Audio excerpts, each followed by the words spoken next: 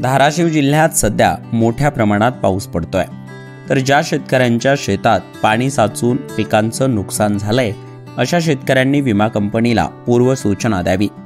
पूर्वसूचना देताना heavy rainfall किंवा इनंडेशन हा पर्याय निवडावा।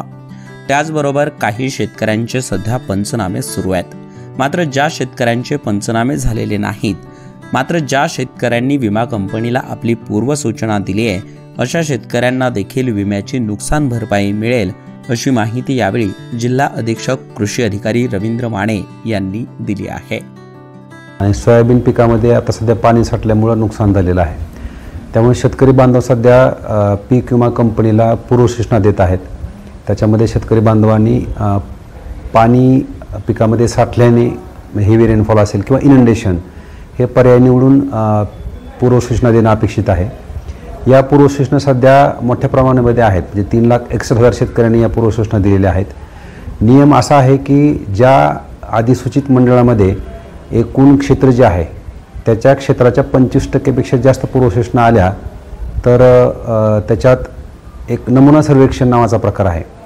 जर हे पूर्वसूचना 25%च्या आत असतील तर प्रत्येक शेतकऱ्याचा पंचनामा होईल। त्याच पूर्वसूचना जर 25 ते 50% असतील तर 25% पर्यंत आपल्याला त्याच्यामध्ये पंचनामे होतील, आणि त्या पूर्वसूचना 50%च्या पुढे गेल्या तर त्यामध्ये 30% नमुना सर्वेक्षणचे पंचनामे होतील। सध्या धाराशिव जिल्ह्यामध्ये पंचनामे सुरू आहेत आणि बऱ्याच शेतकऱ्यांमध्ये शंका आहे की आपल्याकडे पंचनाम्याला लोक आलेले नाहीत पूर्वसूचना देऊन सुद्धा।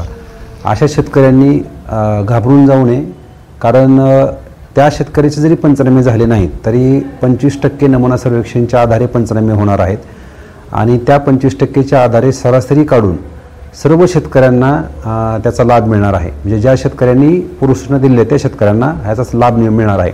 त्यामुळं शेतकऱ्यांनी कोणताही गैरसमज न करता ज्या शेतकऱ्यांची 25% मध्ये निवड झालेली आहे अशा शेतकऱ्याचे पंचनामे सध्या चालू आहेत, आणि त्या पंचनाम्याच्या आधारे सर्व शेतकऱ्यांना ज्यांनी तक्रार केलेली आहे त्या सर्व शेतकऱ्यांना विमा कंपनीकडून जी नुकसान भरपाई आहे त्या प्रमाणात ती नुकसान भरपाई मिळणार आहे। याची सर्व शेतकरी बांधवांनी नोंद घ्यावी। 25%पेक्षा कमी तक्रारी आल्या तर वैयक्तिक पंचनामे केले जातात, त्याहून अधिक तक्रारी आल्या तर नमुना सर्वेक्षणानुसार पंचनामे केले जात आहेत। तर जिल्ह्यात आतापर्यंत जवळपास 3,61,000 शेतकऱ्यांनी विमा कंपनीला पूर्वसूचना दिली आहे। तर ज्या शेतकऱ्यांच्या शेतात पाणी साचून नुकसान झाले अशा शेतकऱ्यांनी 72 तासाच्या आत पूर्वसूचना द्यावी, असे यावेळी कृषी विभागाकडून आवाहन करण्यात आले आहे।